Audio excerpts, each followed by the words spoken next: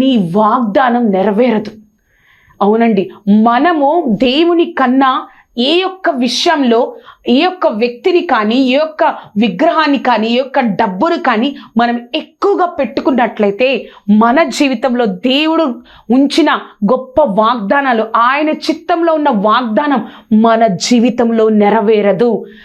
ఏలీ దేవుడు అన్నాడు, ఏమన్నాడంటే, ఏలీ నీ సంతానము నిరంతరము నా దగ్గర యాజకులుగా ఉండాలి, నీ పితరులు నీ తర్వాతి తరం యాజకులా ఉండాలనుకున్నా, కానీ నువ్వు నీ యొక్క కుమారుల్ని ఎక్కువ చేసావు కదా, నాకంటే దేవుని కంటే ఎక్కువగా నువ్వు ప్రేమిస్తున్నావు కాబట్టి నేనేం చేస్తానో తెలుసా, నాకు అనుకూలమైన ఒక యాజకుని నేను ఎన్నుకుంటాను.